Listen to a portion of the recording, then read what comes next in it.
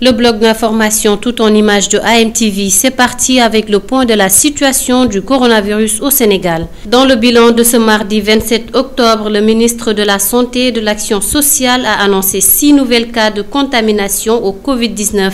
Ainsi, sur 453 tests réalisés, 6 sont revenus positifs, soit un taux de positivité d'1,32%. Ces nouvelles contaminations concernent donc 3 cas contacts suivis, un cas importé enregistré à l'AIBD et 2 cas issus de la transmission communautaire. Par ailleurs, 121 patients ont été déclarés guéris alors que 7 cas graves sont pris en charge en réanimation. Aucun décès n'a cependant été enregistré. Tendance baissière de la Covid-19, le secrétaire général de la Fédération des travailleurs du Sénégal évoque la canicule qui est défavorable au virus. Sidi Ndiaye invite l'autorité et les populations à ne pas baisser les gardes au risque d'une seconde vague. Au Sénégal, pour le moment, comme je vous l'ai dit, la situation est mieux gérée parce que on avait craint le pire après le Magal, mais je pense que jusqu'à présent, d'après les indicateurs et les informations à notre disposition, on n'a pas encore remarqué cela. Bon, je pense qu'il y a des facteurs qui expliquent cette situation. En Europe, actuellement, il y a la période de froid. Hein, le climat, la température a baissé.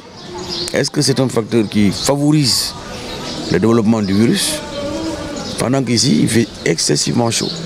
On sait que, par exemple, le contexte là, le virus, même si par ailleurs il a été démontré qu'il résiste à la chaleur, mais nous, nos conditions climatiques ne sont pas favorables au développement de virus comme ça.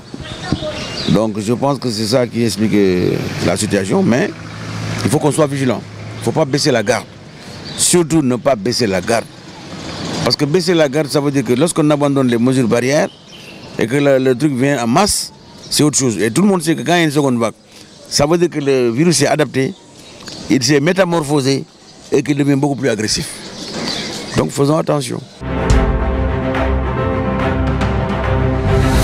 Anduguessum, une section du centre hospitalier Abass Ndao suspend son mouvement d'humeur suite à sa rencontre avec le ministre de la Santé et de l'Action sociale. L'autorité promet d'apporter des solutions à leurs problèmes. Anduguessum revendique entre autres des conditions de travail du personnel.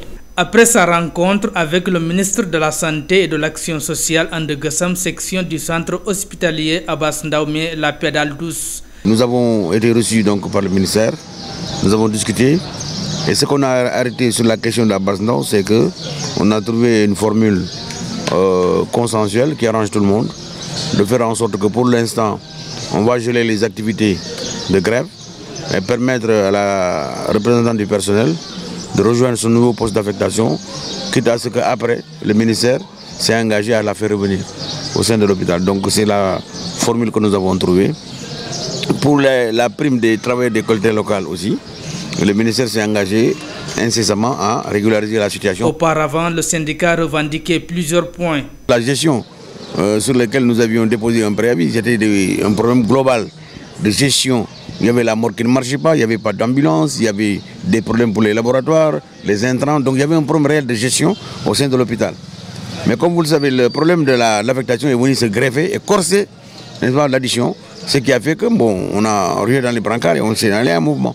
Toutefois, Anduguessum, section du centre hospitalier Abass Ndao, met en garde Diouf Sarr. Si l'autorité n'honore pas ses engagements, le système sanitaire sera paralysé dans les prochains jours. Le Sénégal n'a pas un problème d'emploi, c'est ce qu'a confirmé le ministre de l'Emploi, de la formation professionnelle et de l'artisanat. Dame Diop explique à ce propos qu'en ce qui concerne l'émigration clandestine, ce n'est pas parce que les jeunes n'ont pas d'emploi qu'ils partent. Monsieur Diop précise que pour régler le problème de l'employabilité, le gouvernement a formé énormément de jeunes et a mis en place un dispositif d'accompagnement. Pour finir, le ministre de l'Emploi déclare que les jeunes qui choisissent de partir peuvent bel et bien réussir dans leur pays.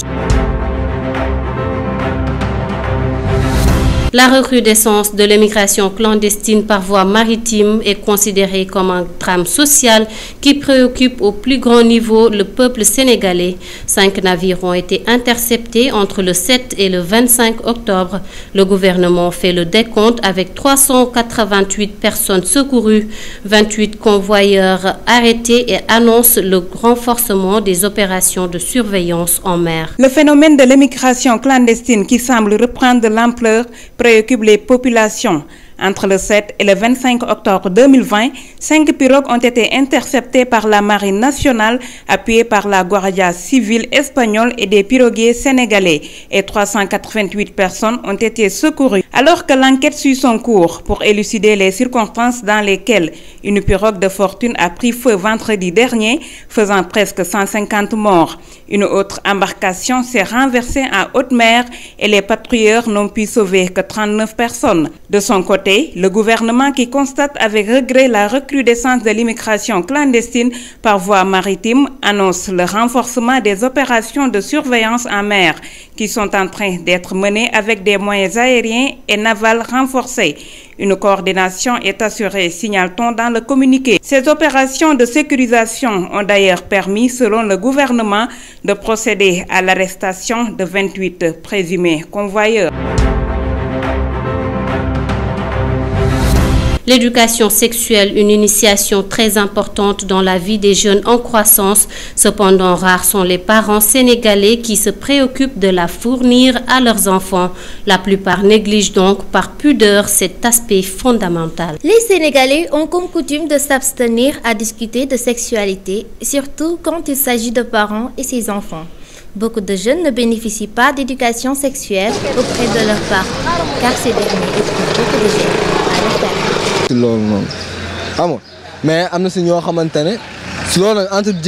Je n'ai jamais parlé de sexualité avec mes parents, car je ne suis pas de ce genre.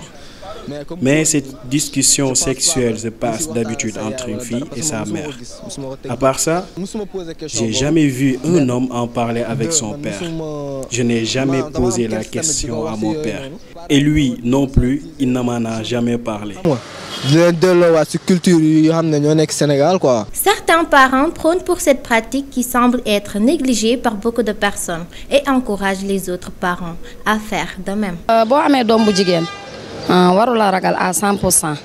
Ton enfant ne doit pas avoir peur de toi. Il doit y avoir une complicité entre un parent et ses enfants. Sinon, si l'enfant fait une bêtise, il aura peur de se confier. Je discute tout le temps avec mes enfants afin de les rassurer. Parce que le manque d'échange entre parents et enfants peut amener des dégâts irréparables, tels que les grossesses indésirées. Les parents doivent suivre de près leurs enfants et les sensibiliser.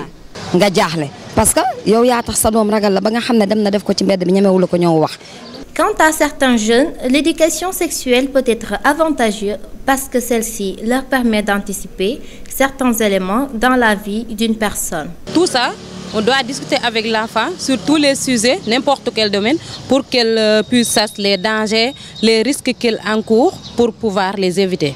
Si vraiment je parle beaucoup avec ma mère, elle me dit c'est ça, c'est ci, il faut éviter cela, puisque si on ne discute pas, tu ne peux pas savoir ce qui se passe réellement. Normalement, les mères de famille doivent discuter avec les enfants sur ce qui concerne le problème de sexualité au Sénégal. Le Sénégal reste un pays conservateur où l'éducation sexuelle est très limitée. Malgré l'appréciation de cette pratique par bon nombre de personnes, elle ne peut être discutée que de façon intime entre adultes ou encore entre couples. Ligue des Champions, la deuxième journée débute ce mardi avec un match au sommet entre le Manchester City et l'Olympique de Marseille. Ce match se déroulera au stade Vélodrome. Ainsi, Mamadou Loumdiaye, Pape Gueye, Sadio Mané et Pape Abdou Cissé fouleront les pelouses européennes ce soir. Le Bayern lancera la soirée de mardi avec un déplacement à Moscou avec Lokomotiv. Liverpool accueillera le club danois Midtjylland et aussi on assistera au choc entre Porto et Olympiakos.